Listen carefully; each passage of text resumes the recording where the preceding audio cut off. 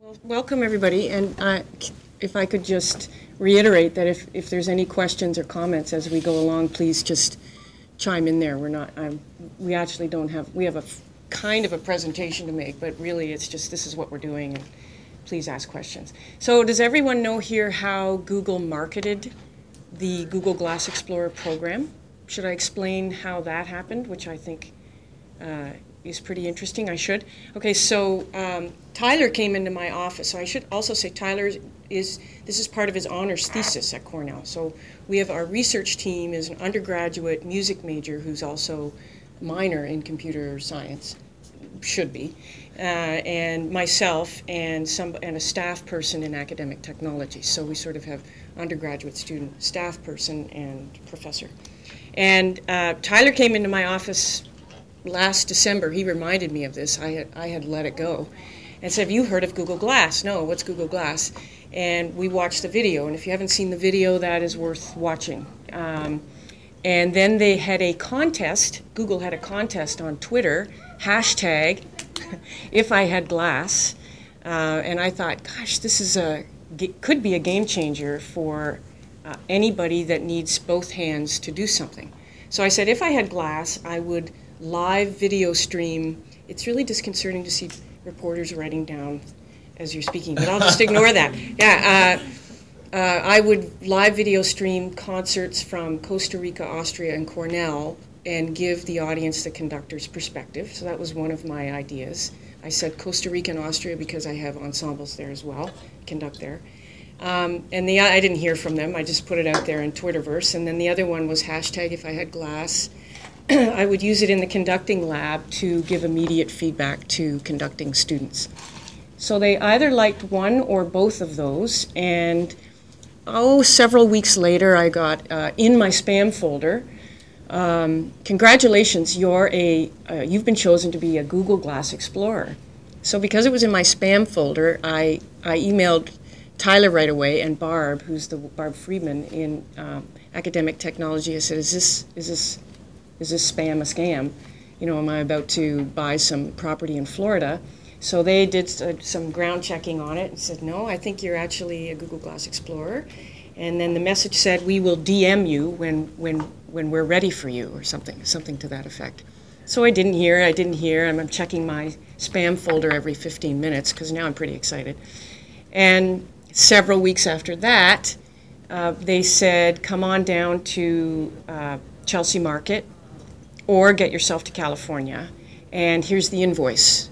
That will be $1,500.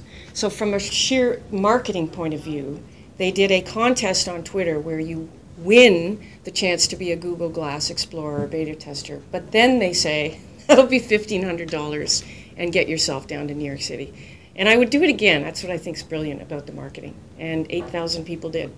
So that's how I got the glass. And what's it like to wear glass? Well, somebody asked me right when we came in, I think you asked me, what do you see? For those of you that don't know, it's better than that, I think, because when I came, yes, your phone. When I came to pick up the glass, so yes, middle of nowhere, upstate New York, you get used to a certain sense of personal space. You come to the city, and that sense of personal space needs to be adjusted, at least for me. And when I started counting, because I was sufficiently ticked off enough, I counted 23 people who almost or did walk into me because they were checking their phone.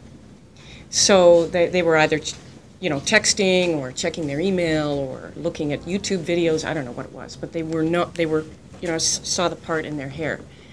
So this alone, from that point of view, I think is an improvement over a smartphone in the sense that the default setting is off. It's clear glass, so I can see right through it to Jacob. It's above the eye. It's not in front of the eye. I notice when I give people to try on, they do this to try and put the glass in front of their eye. So it's a peripheral view, which at first, when I first put it on, it's also very light, which is extraordinary considering this is a computer.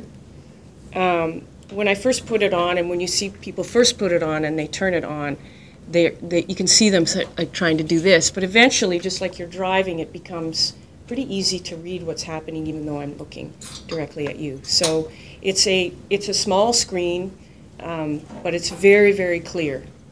Also, when I say, there are two ways to manipulate glass, at least for now there's two ways. So I can turn it on just by, I get to the home screen, and I can either say the magic words, which are okay glass. It didn't like how I said that, okay glass. And then I have options to Google, take a picture. Now it's going to be really confused. Just kidding, class. Google, take a picture, take a video chat, get directions, et cetera, et cetera. And I can say those just like you're talking to Siri, although I've never been comfortable talking to Siri because I think it's a little weird. Or you can manipulate it this way.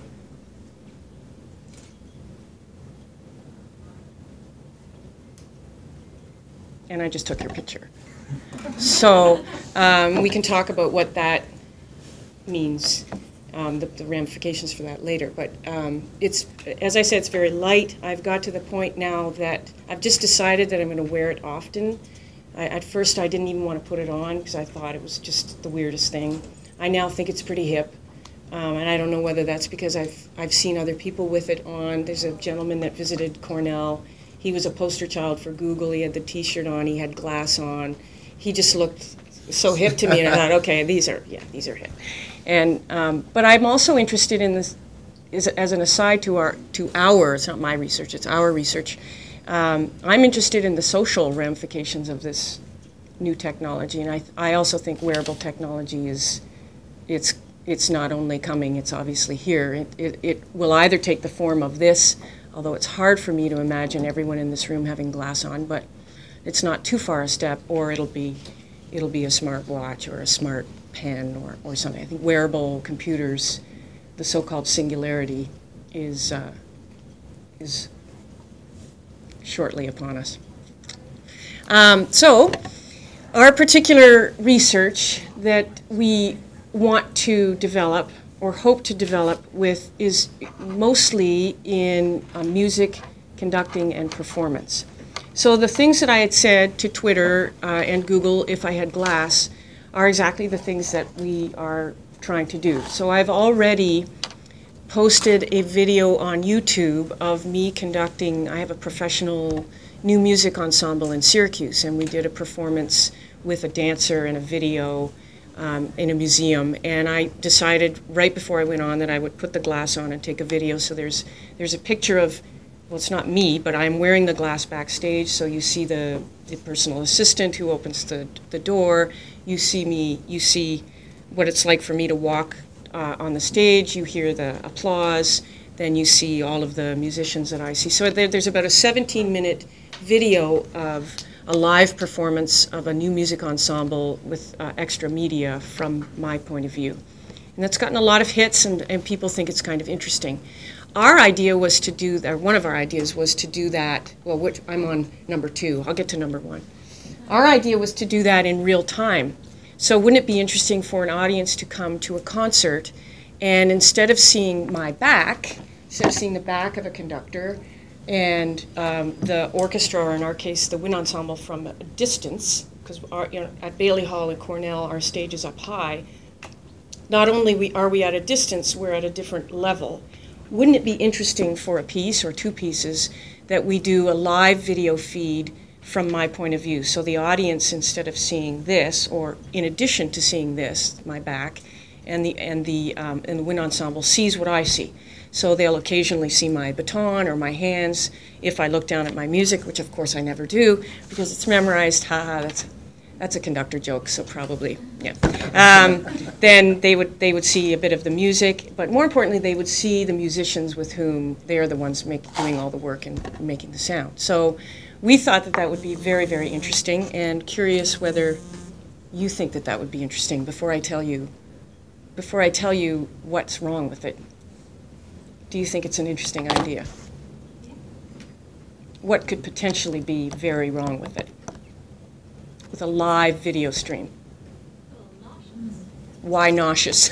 In my case, yeah, because, okay, yeah, we could talk about that. There are some wonderful advantages to having a camera on your head, But of course, there are also disadvantages. So when I'm making a video, I have to curb my enthusiasm, as it were, because if I, you know, like you're doing, like you want to encourage me to keep talking, and I understand, and I go like this and this, and all of a sudden it's a video that's not pleasant to watch. Well, we can talk about that for a minute. But a live video stream, there's a problem that I didn't think of. But as soon as we did it, we went, oops. Wow, all these tech reporters. What do we do? There's a lag. It's a good anywhere from a second to a half-second lag of latency. So when I do this, it's a half-second later, which might not be a problem in a baseball game. We're used to seeing that now when you see the big screen. It's a serious problem when you're making music, because a half-a-second delay is another bar, is another measure of the music. So we did a presentation at our last concert about a month ago in Bailey. These, exactly like we're telling you, these are our ideas, and what do you think about this? And then we demonstrated, and then we took an audience poll. Do you think this will enhance your experience as a listener, detract from your experience, or you don't know? Of course, the correct answer there was, if there was one, was I don't know. But what I thought would be the most popular was absolutely detract, because we did a demonstration, and I looked around a room, and people could see themselves on the big screen, and only they saw themselves half a second later. So you just went like this, only you would see it like a poorly dubbed Japanese dinosaur film. You know, it'd be I can't do it, but you know what I mean, where the words are coming out and the mouth's moving at a different pace. But they still wanted to see it. So I think the technology is interesting enough that they wanted to see that other perspective.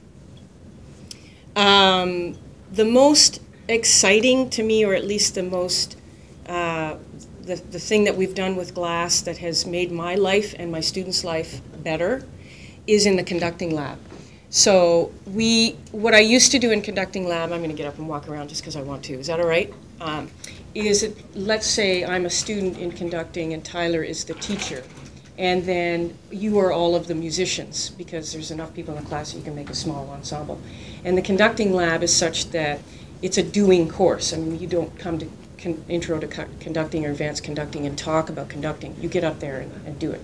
You learn the beat patterns, you learn how to hold a baton, you learn how to read a score, you learn how to rehearse, you learn how to cue, all of the things that are important with conducting. And so what I used to do is set up a video camera, not quite as fancy as that one, but I would be at the back of the room, and I could zoom or not zoom, but if I had to do that, I had to go to the camera. And then after 11 of those videos, I would, after class, take them up to my office, upload them or download them from the computer, or download them, excuse me, from the camera to my computer, then upload them to Blackboard, which I don't like anymore. And that would take a good hour and a half, because you can't just upload, keep pressing upload. You have to wait for each 7-minute video to upload and download. Now, I go, after conducting class, I take the videos, and the videos are not stagnant, right? So you'll see an example of this. I can go right up to the musician or the conductor. I can adjust something in the shoulder or the hand, and they see what I'm doing, and they see the results. They hear the results, because hopefully the sound changes that they're getting back. And then I can go up to my office, I plug in glass. Again, I can't be too enthusiastic, so when they do something right, I can't go, that's great, that's really great. There's two reasons. One, they'll have a video that's distracting and perhaps nauseating. They're also, whose voice is the loudest? Mine. So there was an example, which we can talk about later, which is kind of funny, because the kid got his video on the Google Plus community, and I'm aware that my voice is loud on the video, and he was conducting in a way, and I said, I was whispering things to him, and he was watching his video, and then he got this whispered voice as if it was some sort of overlord. Look at the, anyway, long story.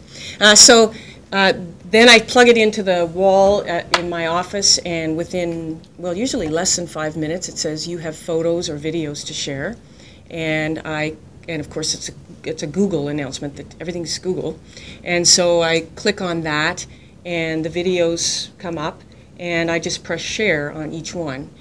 I don't have to watch them, although of course I do. But I press share, and then it goes to a Google Plus community that I created in Google Plus, and it's 5 minutes as opposed to an hour and a half. So that alone has been really great. So do you want to show? This is a student who's never been on the podium before. He's an intro to conducting class. The assignment. Could you stop it just for a second?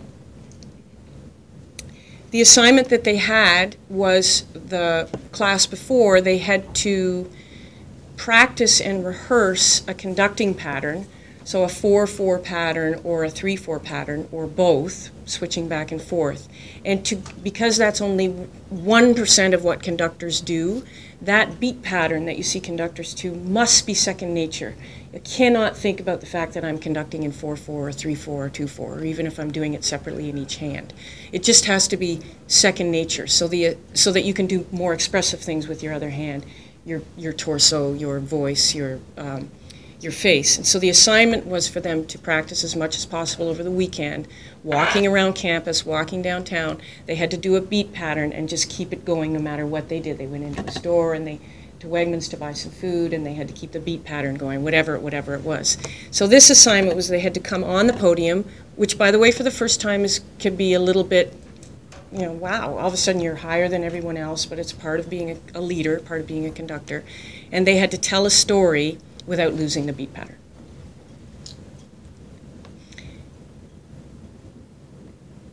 Any sound?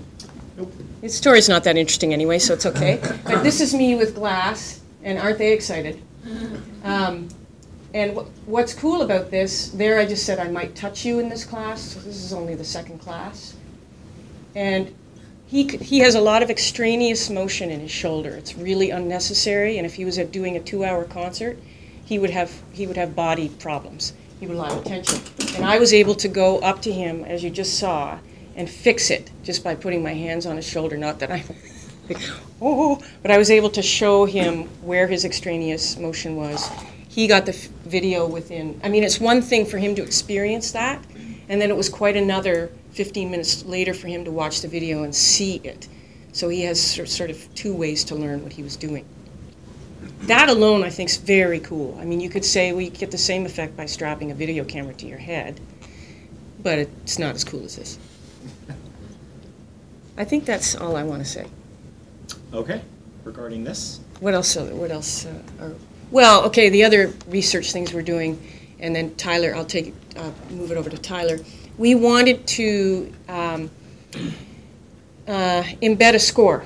Embed music in the glass. So wouldn't it be great if I didn't have to have a musical score anymore, or would any of us, you didn't have music anymore? We can talk about where I think that's going with iPads, etc. Not to say an Apple product in a Google room, but the idea would be if I could have, if a conductor could have music in the glass going by as it was happening in rehearsal or performance, that would completely get rid of the notion of a big music stand and music in front.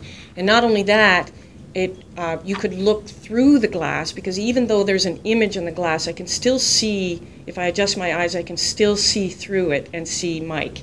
So I could still be looking at my music. If I wanted to refer to it, I could still see the flautist or the percussionist. So I think that that's a really interesting way to interact with the musicians and still be able to read the music. Because as soon as you look down at your music, or if you're giving a presentation, your notes, you disengage from the people with whom you're speaking. If you could keep your head up, even though you might be referring to something that's here, you're constantly engaged. And I think that that's wonderful for conducting.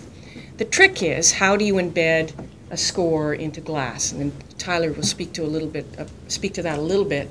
But what we've evolved from a PDF, an actual picture of the score, or in this case a condensed score because it's a smaller screen, we've evolved from that, or devolved, depending on your point of view, because it's a small screen, it's horizontal view instead of vertical view like all of our scores.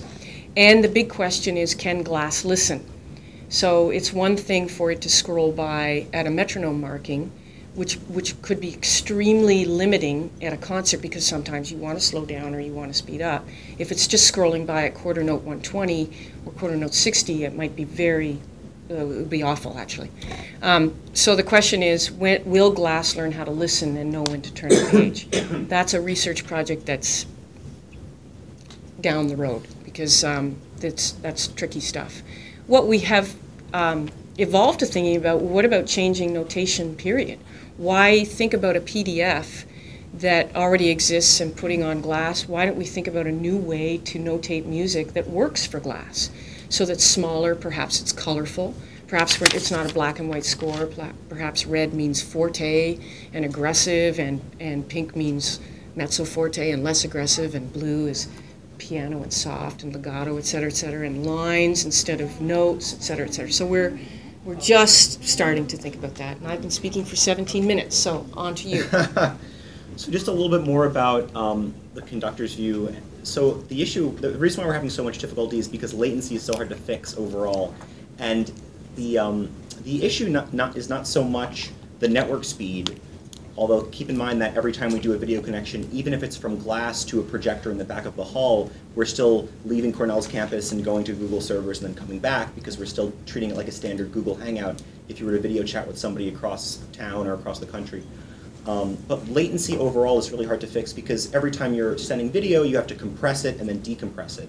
And of course, although glass is probably as powerful as your smartphone in the room, it still has latency, and it's hard to get near instantaneous video on a device like that. And not only that, but you really need a specialty. You need somebody that specializes in doing video connections and dealing with latency and things like that.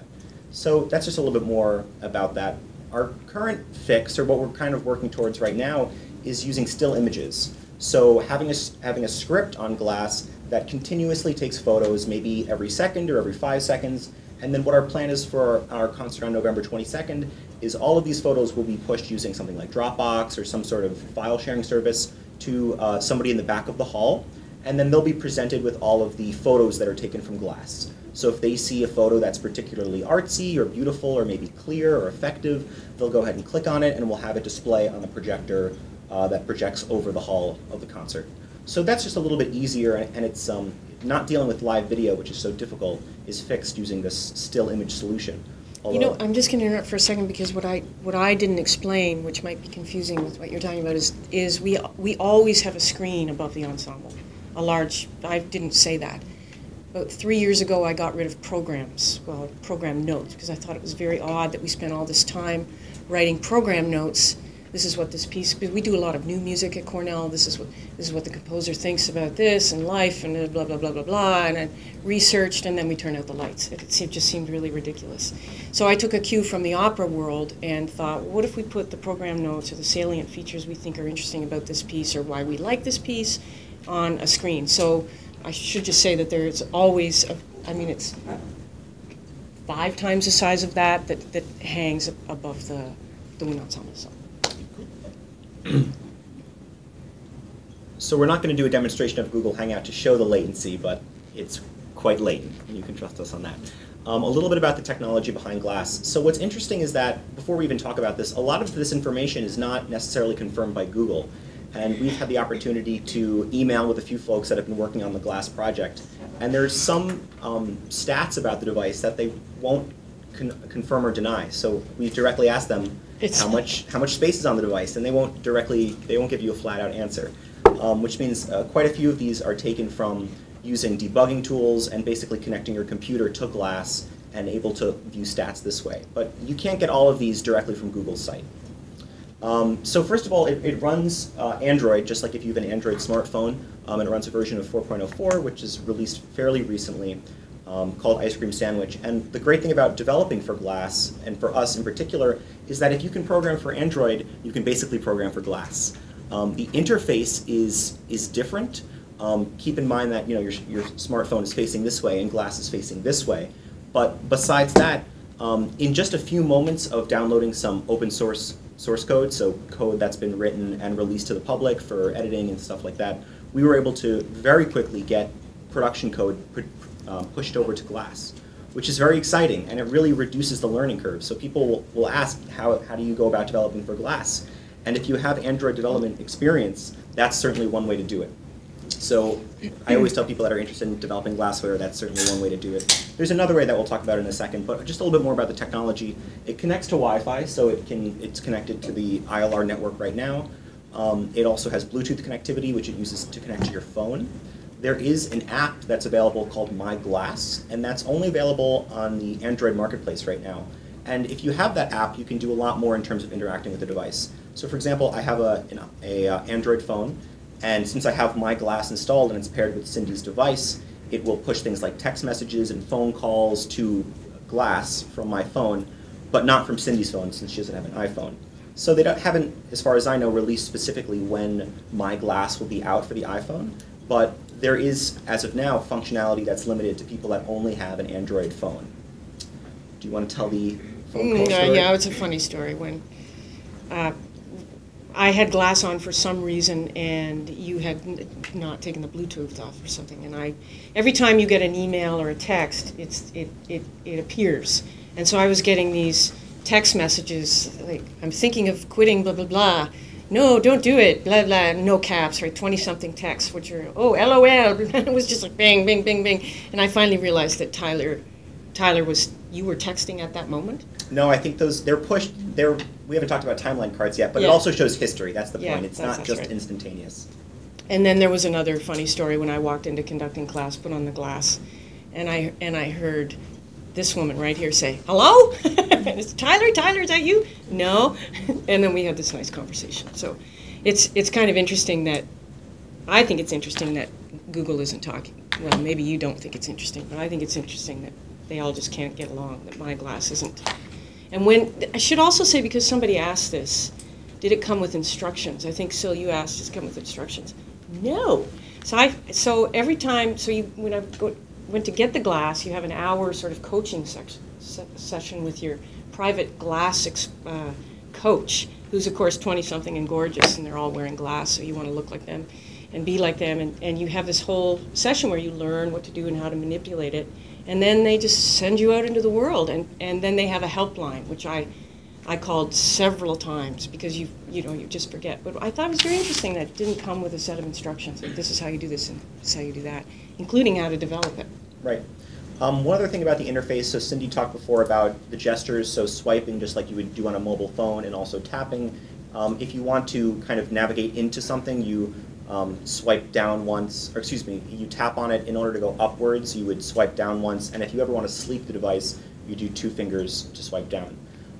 So we said it runs on Android. The interface, though, is slightly different. They use something called timeline cards. So basically, when you turn on Glass and you tap it, or you say, OK, Glass, to wake it up, you're presented with a timeline card that says, OK, Glass, and it shows the time. Then what you can do is swipe back and forth, and you can see recent events. So if you received a text message or a phone call or an email or the weather or something's nearby, you can swipe between all of those. And then, of course, you could always do swipes down in order to turn off Glass or go up in the hierarchy. So that's a little bit about interacting with the device. If you start pushing code to the device, you quickly realize that it's just running right on Android, though. So when we're developing our applications, once we push the device, you see the top menu bar with the time, just like if you were to turn on a mobile phone running Android. It's just a very lightweight application that runs on top of the Android operating system in order to make Glass really function.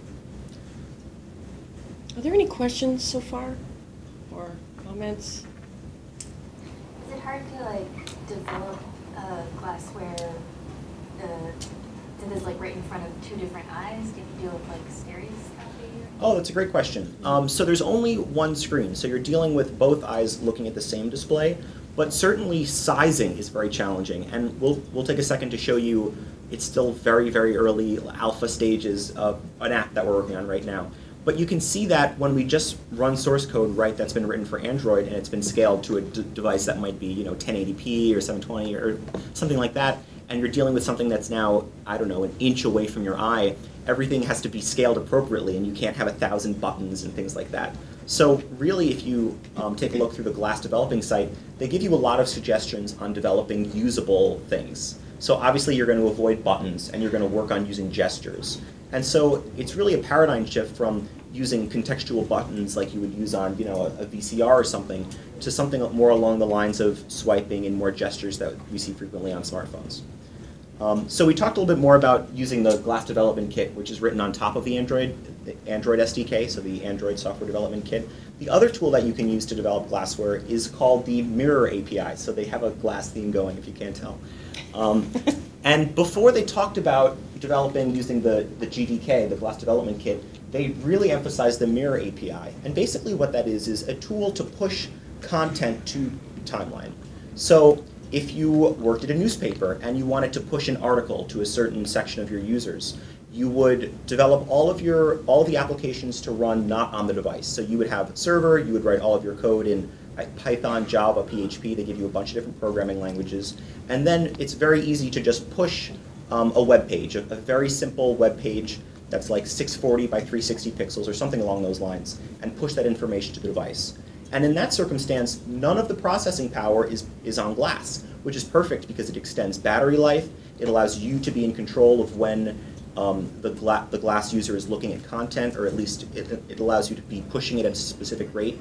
And what we're doing using the GDK is really using the processing power of glass primarily. So a score viewer, a metronome, these are all things that are being controlled directly on the device. But of course, if you're not developing something that needs that kind of processing power, and you're just pushing an email update, or pushing a weather update, or pushing a news article, you're going to want to use something like the Mirror API, so you're not wasting the battery power and the processing power of using glass. And finally, November 22nd is our next concert, and we're going to be experimenting with the still images. And we live stream all of our concerts, so hopefully we can figure out a way to send out that link to everybody that's here. But you'll hear our brief presentation, and you'll see a few of the apps that we're developing, and we'll be talking more about glass at that concert too. Sorry, Forte? What music is going to be? I'm director of wind ensembles at Cornell, so it's a wind ensemble, which is essentially an orchestra without strings, although we have string bass. Repertoire on that is John Corgliano, New York composer, Gazebo Dances, which Tyler will be conducting. Lost Vegas. Lost Vegas by Michael Dougherty. Pineapple Pole, which is a British piece. Khachaturian Armenian dances, and we're doing a premiere by Catherine Likuta. Do you want me to spell that? Some of you are actually writing this down. Likhuta. Ukrainian composer now who was at Cornell, now living in and working in Australia, called Me Disagrees. All of the concert information, too, is available on our site, which is cuwins.com. So CU as in Cornell University, wins, WINDS.com. And that has the concert program. You'll have a link to our live stream. It also has a link to the blog that the two of us write, as well as Barbara Friedman from Academic Technologies. So you can read more about working with glass and developing glassware and stuff like that. I think from that site, there's actually existing footage, and I don't know if you have it now, of you using the glass at one of your ensembles. Right. That, so people can see. Right. We video streamed the last concert where we demonstrated the glass to the audience. This is the lag problem. What do you think? Did the poll. So if you want to see all that, that's there as well. Are any of the musicians reticent about being filmed? Oh, here we go to the privacy issues. No. Just the short answer. When I first took glass into the conducting lab, they were sort of very excited about it, and took it into several rehearsals, and they're also very excited. There's lots of pictures on the blog of people going, "Are you taking my picture now?" And there's one of the whole ensemble kind of going, "Wow, Cindy's turned into a cyborg." Just like having a video camera in any class or rehearsal, we videotape each other all the time. The conductors videotape all the time, and therefore the students are being videotaped. This is just on my head. But no student, and this is actually something that came up in a faculty meeting. Should the students sign off on this?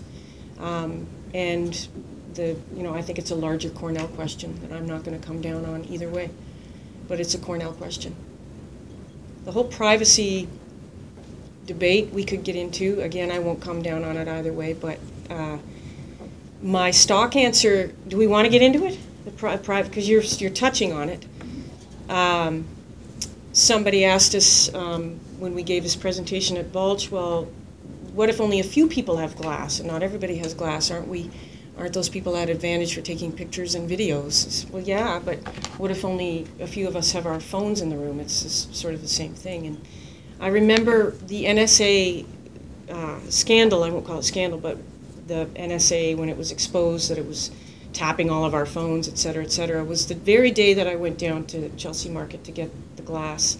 And I talked to some of the 20-something glass coaches there, and their generation, or that generation, at least most of them were, you know, they didn't see it as a problem, whereas my generation was like, you know, what do you mean they're tapping my phone? They're going to be bored to death. But this concept of someone coming in and looking at your emails, and now the German Chancellor, of course, is not pleased about that. But the other thing I would say is that I'm old enough to remember growing up in rural Ontario. I'm Canadian. We had a party line. I don't know if any of you in the room remember that. But when I picked up the phone, very often there was another conversation going on. And I said, oh, sorry, and you put down the phone and you waited until that call was over, or some of us would be, you know, pick up the phone very quickly and see what was, you know. And before that, shortly before that, there was an operator that you had to go through to make a phone call, who you want to bet was listening to your phone call. You know, you dial 9666 and she'd wake up and she'd put in this and that. I mean, it's something that's very foreign to us now, but they would be listening to the conversation. So privacy is a relatively new concept, historically speaking. So, you know, I'm kind of neutral on it. When people ask me to take off glass, although nobody has, if they ask me to take off glass at a museum or something, I went to get a library card at the library and decided not to wear glass. I just didn't want the hassle in case somebody said, what's that? Are you taking my picture? But if somebody asked, I would say, sure, I'll take it off.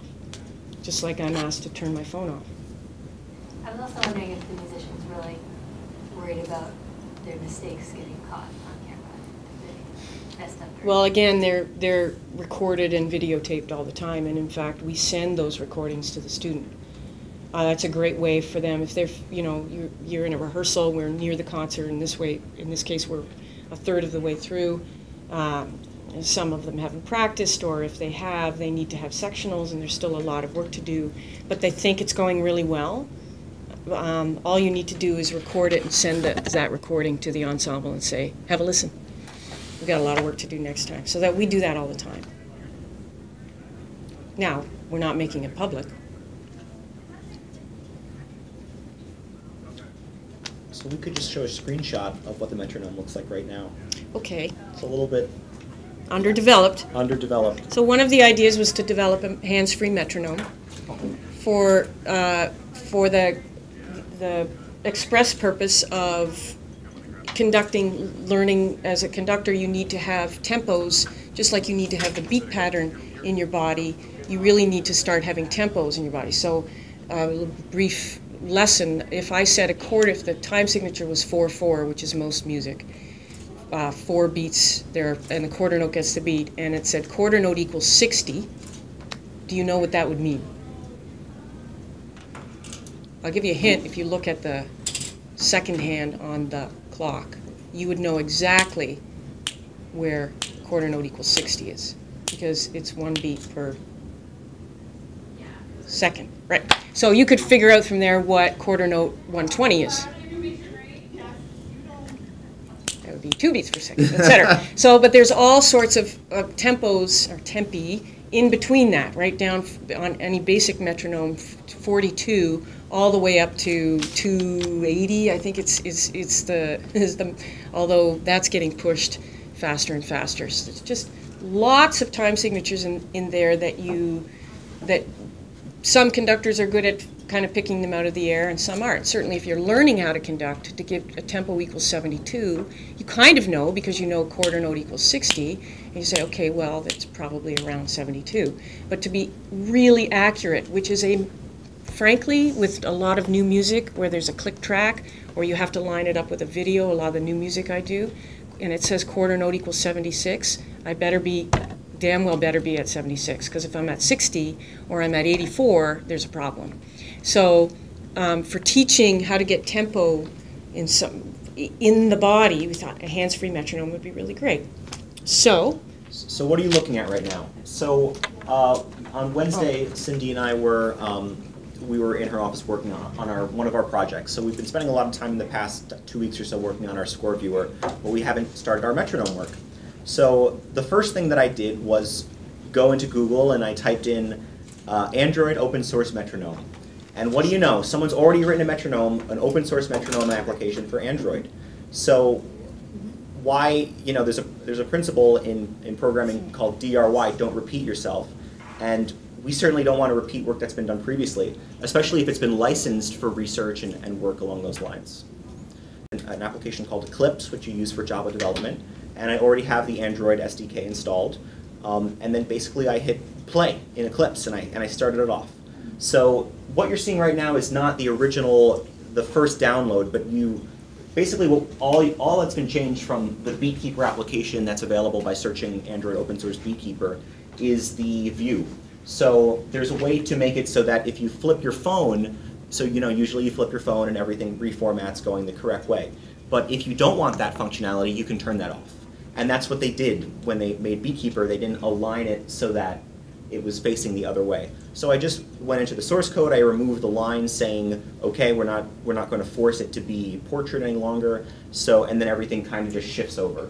So what you're looking at here is the top left, this is the, I can just point at this. This is the, here's so this is 100 beats per minute, the time signature of 4/4. Currently we're on beat 1. These two things are supposed to be buttons that are plus and minus to change the tempo, two drop-down menus to change the time signature, a volume slider, and cut off all the way here is your start and stop button. So this is really showing you how not to develop glassware, because this is, I mean, when he wrote it, he didn't write it for glass. He wrote it for using buttons and sliders. But obviously when you're working with glass, you don't want to have to sit there and tap and swipe to go through all these settings. So really what we spend a lot of the time doing is on a pad of paper saying, okay, if we're going to develop a minimalistic metronome for glass, how are we going to control it? How are we going to do the navigation? What's the easiest way to do it? How do we lay everything out appropriately? So really, a lot of our time is spent thinking about user design and usability, and not so much about programming, because if you can program for Android and you have a background in Java, glassware is not that hard of a next step. So, I mean, we could demonstrate this on glass, but of course you wouldn't hear it because... Well, I just want, one of the things I didn't tell you, that we didn't tell you, is that you'll notice there's no earpiece. There's nothing that goes in the ear, which for me is great because I can't stand that. It's a vibration on the, if you go ahead and feel behind your ear, there's a bone here that's prominent, and it just basically vibrates on that bone. So there is a sound, but it's not going in your ear, it's behind. This is a very popular picture. This picture. It's vibrating on the bone, it's very quiet, and the reason I came around for you to hear it is to demonstrate just how intrapersonal it is. So it's less interpersonal than if you had earphones, but for people that don't like anything in my ear, I don't like it that concentrated for the reason that I protect my ears. For it to be behind the ear and vibrating is a much nicer experience for me. When you're viewing this in the glass, I'm guessing you don't see like a big black box that's opaque in the glass, so you're just seeing like the lettering? Oh, I see. You do actually see the background, so you would see this black background. Of course, the screen is so small, it's not like your entire field of view is blocked, but and yes, I can still see through you it. See a black background. Yeah. But that's the default for all of the cards. So in order to make the text appear, you need some sort of background. So for all of the start menu, all of the cards, it's always a black background with white text. Just and so if it was opaque, it'd actually be harder for you to see? No, it is opaque. So it's like as opaque as this black is right now. But I can still see through it. Right, yes, yeah, that's true. So it's not opaque, it's translucent or whatever. But that's an interesting idea to do, to develop a background that's clear. It would be very hard to see everything. Yeah. In order to make an effective text color, And this Yeah. is like the kind of usability thing that you think about when you're looking at your phone. You're not worried about things not showing up most of the time because there's an actual device you're holding. When you're looking through it, it's a different challenge. And then we're just going to take questions now. If there's anything else people want to learn about Glass. How long did it take in total for you to download the program, the metronome program, for Android, and then turn it into the final version you have now? Like total time. This is not the final version at all. Just, Where it is right now. Okay. Not long. I mean, I already had installed, I've done Android development in the past, so I have a background there. So I already have the Android SDK installed. I never even installed the Glass development kit because, to be honest, my guess is that it's just a rebranded version of the Android development kit.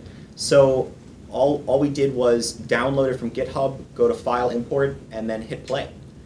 And then when it was facing the wrong way, I went into the manifest file. I don't know if you have an Android background. I removed the tag that requires it to be portrait, and then it just flipped. So like 5 minutes, literally.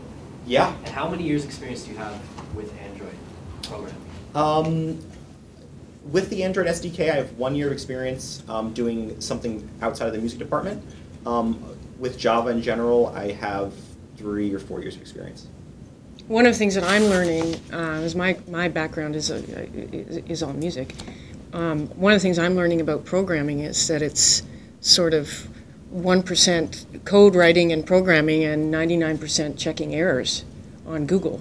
And the thing that Tyler has taught me is that just about everything that you want to do, that we want to do, has been done in some form or another. We just have to adapt it. That was new. That was a revelation for me.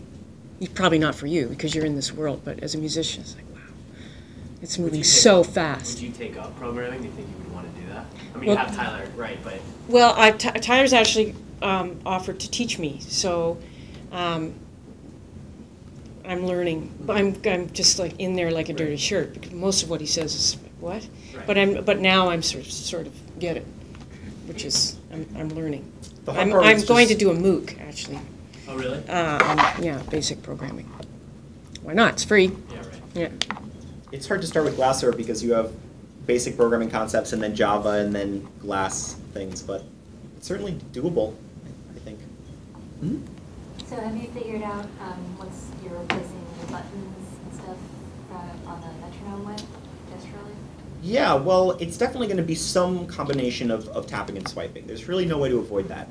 The hard thing about voice commands is that if you're using your metronome, you're probably also rehearsing the ensemble. So in order to have the metronome active all the time and trigger it with voice commands, that would really eat up a lot of battery life. So we're still thinking about that. We're still thinking about how to make the most usable experience. The good thing is that some of this stuff is not really necessary. If we're just going for a very basic metronome that provides a consistent pulse, you don't need time signature because all the time signature does is make a really big beat where your downbeat is. So really, in order to make it as simple as possible, is we can remove time signature. We can also remove volume because Glass has a native default volume that's set through the settings panel, which all that leaves left is adjusting the BPS. So if we can do that by sliding versus tapping every time you want to increase or decrease, that would be easy. And then starting and stopping, 2 fingers, or maybe. There's Or just say stop. Right, but then we have the battery life problem with the microphone. Yeah. But, yeah. I mean, if it truly wants to be hands-free, then we do need to think about developing voice commands. Then it's not hands-free anymore because you still have this tick. So you need to say start, stop, faster, slower. What's the battery life like? Terrible.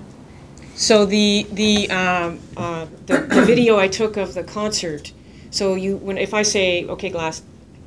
If I say okay, Glass, take a video, and it'll give me the option extend the video. You tap to extend the video. It's about 17 or 18 minutes. Oh, wow. Yeah. Now I could be plugged in, but what's the point of that, right? So yeah, there's some things that I feel. I mean, first of all, I think this is extraordinary. So bottom line, I think it's an amazing technology. What could be better? The battery life. There's no zoom on the camera. What that to me would have been just right to zoom in or zoom out could have been, because the picture I took of you is exactly what I'm seeing. if I wanted to get closer to your face, and maybe that's why they didn't want to do it, because that's getting creepy, you know, that I could just go, you know. But so there's no zoom for the camera as well, which means I have to walk up to that. Little things like that. I thought, God, I wonder why they didn't do that. The hard thing with the battery for constant video is that the display is also on while you're recording. So I had glass over fall break, which was 2 weeks ago, and I just wanted to try out the turn-by-turn directions. So what they do, and it's probably a 45-minute drive to my grandmother's house, so to have the battery life be sustainable, they turn off the display. So until you're about to make a turn and it says, ding, make a right or something, the display is off, which can be troubling when you're driving and you want to know how much longer you're going. You can always check it by tapping, but of course that's not a hands-free solution. So they are working on it. I think, my guess is that when they're thinking about video, they're probably not thinking of recording hour-long concerts and things like that, but short little videos of, you know, if you go to their site, you see little toddlers running around and skydiving and the most, you know, lifelike, realistic things we do every day.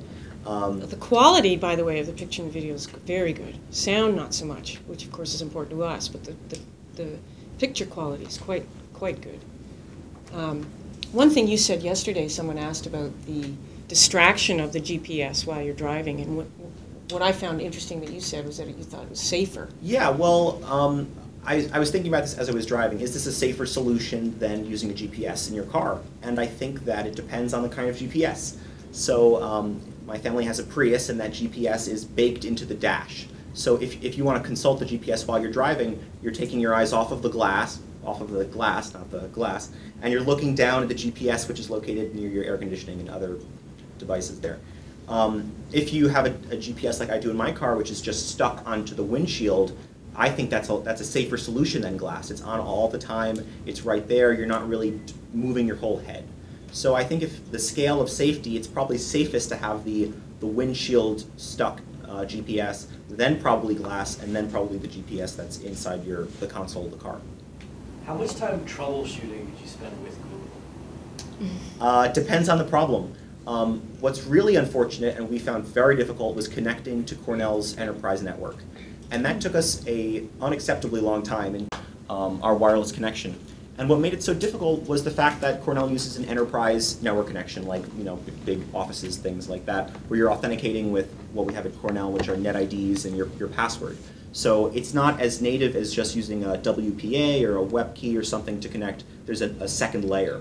So in order to get around that, so if you're connecting any sort of Wii or Xbox or something that doesn't have a browser like Glass, you can go to a different site and type in a MAC address. So here we're on the office, we're scrolling through settings, and what do you know? Glass will not tell you what the MAC address is of your specific device. So we call up the Google Glass hotline and we speak to Charlie. And they're wonderful, by the way. They're wonderful people, and they're very friendly, and how can we help you? And I'm sorry you're having this problem. But Charlie says he searches around, and just like we Googled before we called, there's no way to look up the MAC address. So their solution is to have a non-password protected router, open up the router preferences, look at the MAC address, and then write it down, which is not a realistic solution at all. You expect to just open up your settings panel and see a MAC address. So a wireless identification address is basically what a MAC address is. So that's the kind of oversight that you don't expect from a product like Google Glass. Of course, it's still in beta and things like that. I'm sure that they'll eventually easily display the MAC address, but I don't know. Clearly an oversight. It's been a bit proprietary. As far as your sheet music app, are you developing the same way as the Beekeeper, where you're trying to look for open source code? I mean, where are you guys at with that right now? Yeah. So the first thing, really what I wanted to do when developing it was just to see what it would look like. So Android and Java doesn't have a native PDF viewer built in. So your options are to, once again, go on the internet and search open source Android PDF viewer. And there's not that much out there for PDF viewing. There are a few solutions, and you kind of have to roll your own and deal with error codes and sift through it yourself, but it was certainly not as plug and play as the Metronome app was. In order to just instantly see what it would be like to look at the view, to look at a score through Glass, I just used the Google Doc viewer. So if you have Gmail and you click View PDF in your email, it opens with this Google Doc viewer, which has a top bar that says Google Docs, and it displays that way. So that was just a super quick, obviously not feasible because it's extremely hard to manipulate it because it's inside of a browser, but a super quick way to look at PDFs. So we did that, and I just found something off of IMSLP, which is a library of sheet music that's no longer copywritten, and I saw a score, and it was useful, and it was very interesting, and certainly had prospect. So where we're at now is implementing an open source PDF viewer library, basically. And I've started working through it, and of course there's bugs and code that's not complete from the person that was developing it previously, but that's currently where we're at right now with that. So would that in fact benefit you as a conductor to see the score in the glass that way? Absolutely. Why? Yeah, because then I don't have to look down. But don't you have the score mostly memorized anyway? Yeah, so this is why we got talking about, even though a score is mostly memorized or completely memorized or partly memorized, at a concert or your final dress rehearsal and or the concert, it's still nice to have those visual cues of where I need to cue the clarinets, or this is a time signature change, or this is a meter change, or this is a tempo change. And it would just be analogous to you saying you wanted to give a presentation with a PowerPoint, although I don't know if, well, yeah, we're using PowerPoint, and you basically have your presentation memorized. It's still nice to have those little notes to just keep you on track. So, I mean, the short answer to your question is yes, it's nice to have cues. But because it's been difficult for us to do the PDFs and will glass listen, and you can't manipulate PDFs, and how do you turn the page?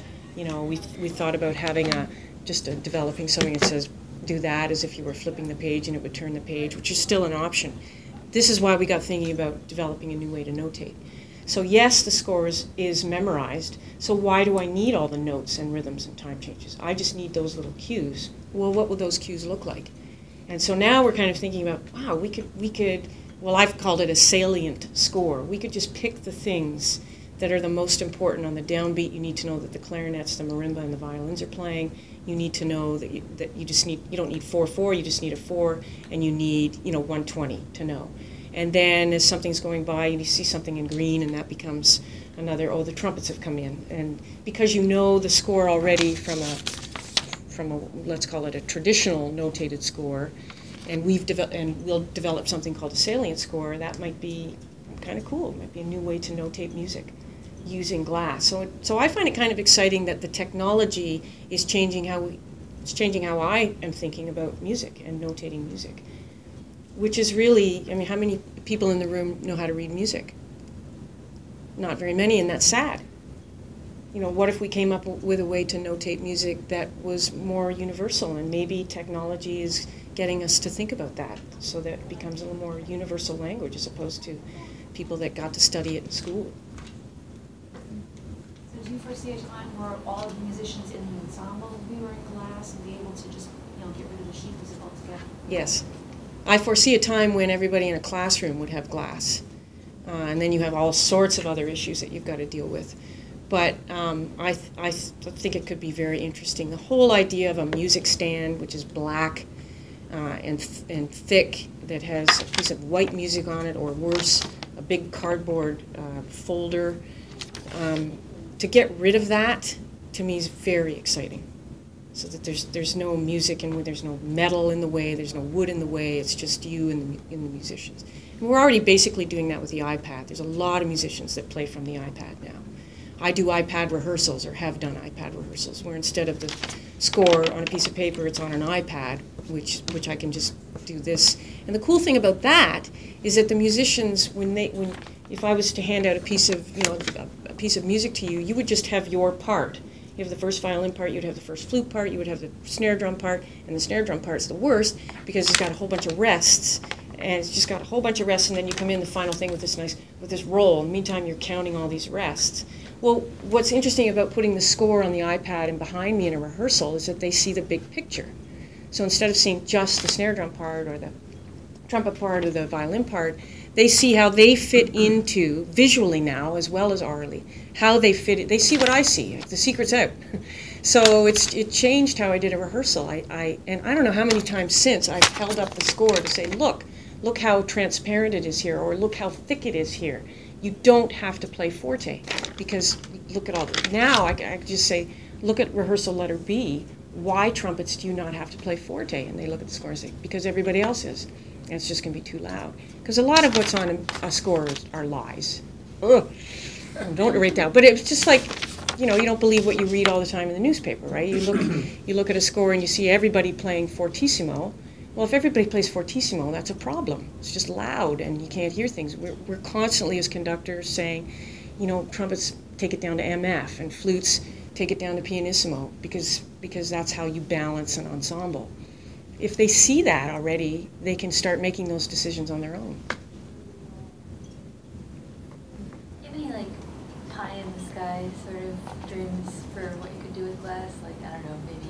Pie in the sky would be really cool, like an actual pie. Well, maybe, like if the lag issue gets fixed, maybe you can, like, conduct a virtual orchestra, like, remote orchestra, and, like, maybe yo-yo. That's just crazy talk. But There's a part of me that gets, I mentioned MOOCs.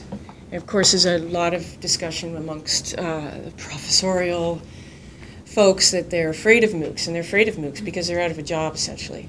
I think MOOCs are fascinating, and I'm signed up for one. And then, you know, it's higher ed, in my opinion, is in a very precarious position, and it's a shift on how we have to think about delivering content. And why would you pay $40,000 to go to a school when you can have a free MOOC?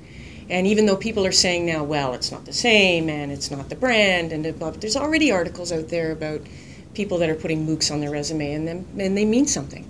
And then I have music professors, or in my tight little circle of conductors that say, well, you could never, but you can't. You can't make that experience happen. You can't make that ensemble experience happen on a MOOC. Google it. There's already MOOCs happening for ensemble. Eric Whitaker, who's a very famous choral conductor, has done a virtual choir where he got a bunch of singers from around the world to sing a certain section of his music, and he put it all together. No, it's not the same as being in the same room, but you know, my niece on her iPad, she just disappears, right, on that iPad. I think the concept of being in a room and doing something together, maybe it won't be important in 50 years.